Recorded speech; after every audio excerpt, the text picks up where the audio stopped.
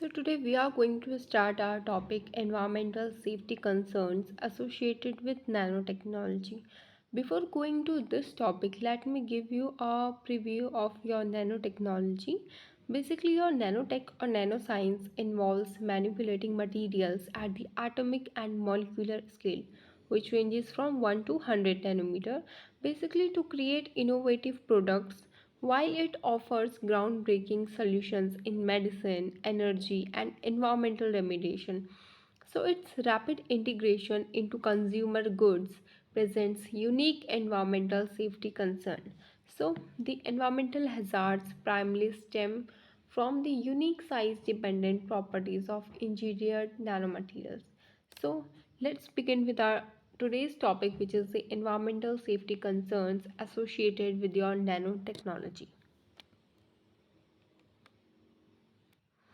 In environmental safety of nanotechnology, we have to study your concern and risk of nanoparticles in environment and its impact on ecosystem and human health. So, your nanoparticles are widely used in industry and medicines. They are released into water, air, and soil, and their unique property may also cause unknown risk. So, now let's begin what it causes.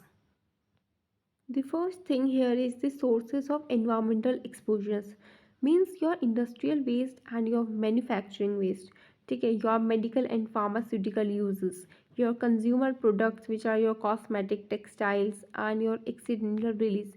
Where all are these releasing? Into the water, air, soil, seawater, and all, right?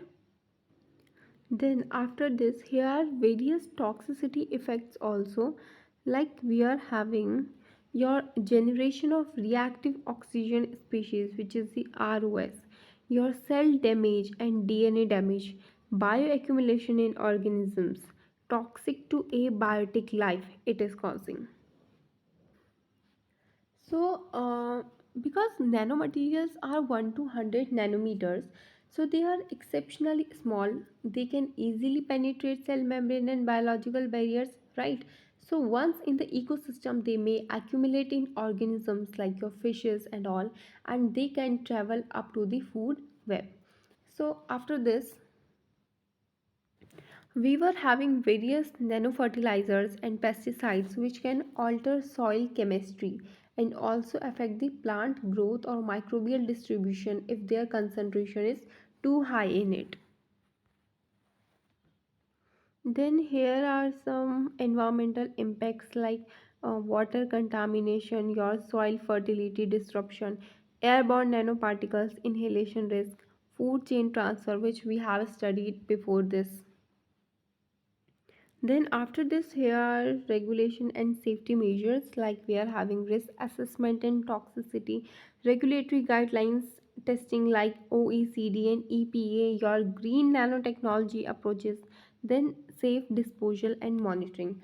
So the Environmental Protection Agency, which is your EPA, that is the Environmental Protection Agency, basically it regulates your nanomaterials under the Toxic Substances which Control Act, which is TSCA. Okay, which is TSCA. So it requires manufacturers to submit pre-manufactured notices for novel your nanoparticles. Other agencies like we are having FDA or OSHA, then they are govern nanotech in consumer products and worker safety. Then moving to the further topic, which is the nanoparticle contamination, soil, water, and air. Nanoparticles released from natural and human activities, they contaminate soil, water, and air, and potential environmental and health risk.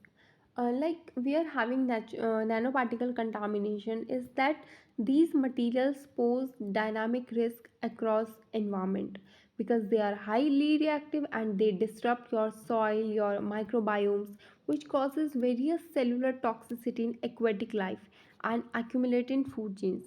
So their exact impact varies heavily by particle type, and many ongoing initiatives like aim to use them safely for environmental cleanup. Right? So your soil is contaminating through your sources like fertilizer, pesticide, sludge, landfill. This effect causes your microbial imbalance, reduce fertility from soil, and plant uptake food chain is transferred.